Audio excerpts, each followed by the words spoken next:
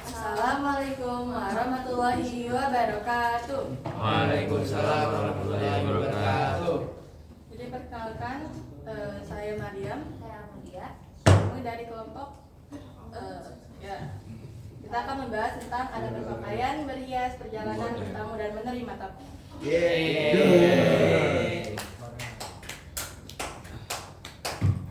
Jadi yang pertama kita akan masuk ke adab berpakaian. Seperti yang kita tahu, fungsi pakaian itu untuk sebagai penutup aurat, perhiasan, melindungi dari bencana dan juga menunjuk identitas. Nah, aktivitas itu pakaian dibagi jadi dua. Jadi pakaian sebagai penutup aurat ataupun berketaatan, yang itu harus menutupi aurat. Yang kalau kita tahu aurat itu semua anggota tubuh kecuali telapak tangan sama muka. Kalau yang itu dari bisa sampai lutut. Yes. Dan juga kreativitas di bidang fashion. Namun dalam konteks ini kita harus tetap dalam batasan maksimal. Nah, untuk membiasakan adab berpakaian itu, kita pertama disunahkan memakai pakaian yang bersih, rapi, dan batas juga seksi.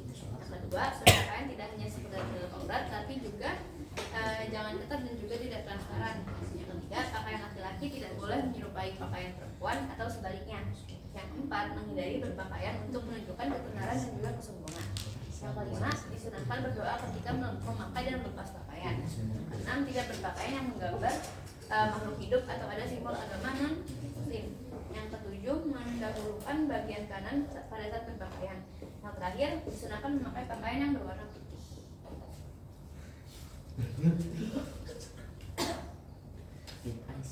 Lalu kita masuk ke adab berhias. Yang pertama tuh, jadi adab berhias itu dari kata tazayana, yatazayanu, atau dari KBBI. Adab berhias itu usaha memperelok diri dengan pakaian ataupun yang indah-indah, berdandan dengan dandanan yang indah dan menarik. Sedangkan menurut istilah, adab berhias itu merupakan upaya setiap orang untuk memperindah diri dengan berbagai busana, hiasan ataupun yang lain, dan dapat memperindah diri bagi pemakainya, sehingga memunculkan kesan indah bagi yang menyaksikan serta menambah rasa percaya diri. Bentuk adab berhias tuh jadi kita harus memiliki niat yang lurus, yaitu berhias hanya untuk ibadah. Yang kedua, dalam berhias tidak diperkenankan menggunakan bahan-bahan yang dilarang agama. Yang ketiga, dilarang berhias dengan menggunakan simbol-simbol non-muslim. Yang keempat, tidak dilebih-lebihkan. Yang kelima, dilarang berhias seperti cara berhiasnya orang-orang jahiliyah. Yang keenam itu berhias menurut kelaziman dan kepatutan. Yang ketujuh, dilarang berhias untuk keperluan berfoya-foya. Itu tuh ada di surat Al-Ahzab ayat 33. Dan juga terdapat larangan berpakaian seperti orang-orang yang tabarruz al-jahiliyah. Seperti di hadis yang ini, salah seorang di antara kalian sengaja mengambil bara api neraka dan meletakkan di tangannya. Jadi para sahabat berkata kepada laki tersebut, "Apabila menjadi satu dan memanfaatkan laki-laki itu?" Menjawab, "Tidak, demi Allah aku tidak akan mengambilnya setelah Rasulullah SAW mencampakkannya."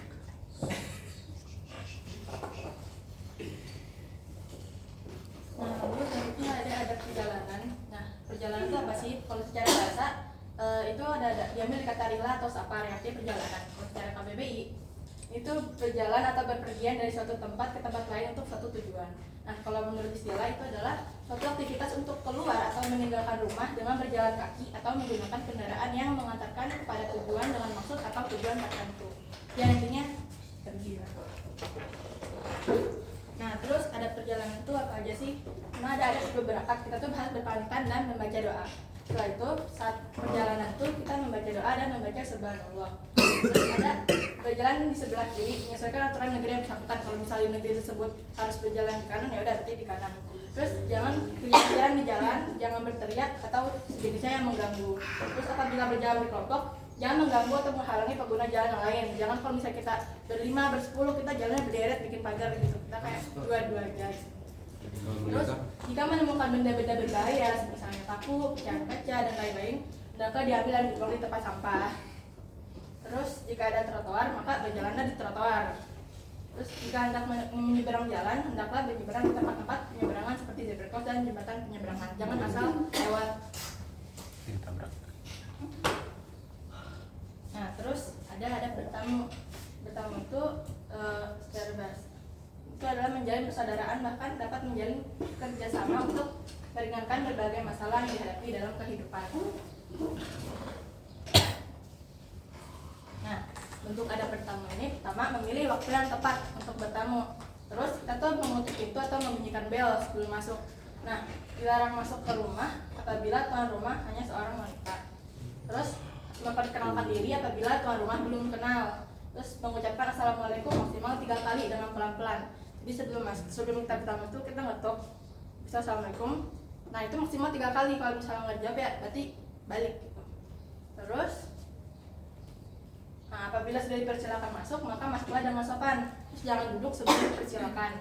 Terus juga kita tuh mendapati tempat duduk kan ditunjukkan oleh tuan rumah dengan tenang dan sopan. Kita nggak boleh nih mas datang masuk duduk gitu, padahal kita belum disuruh, terus padahal disuruhnya nggak di situ gitu. Terus juga kita harus mengutarakan maksud dan tujuan dengan bahasa yang baik dan santun. Kenapa kita bertamu ke sini?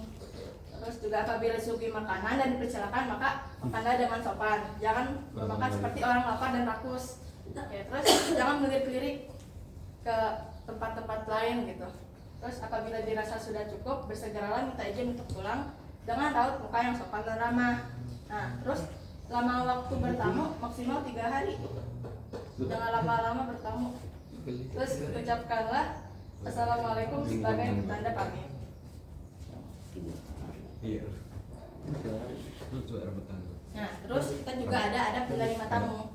Nah, adab penerima tamu itu dimulai dengan menyambut tamu dengan berbagai cara penyambutan yang lazim wajar. Dilakukan menurut adat maupun agama dengan maksud untuk menyenangkan atau memuliakan tamu atas dasar keyakinan mendapatkan rahmat dan ridho dari Allah.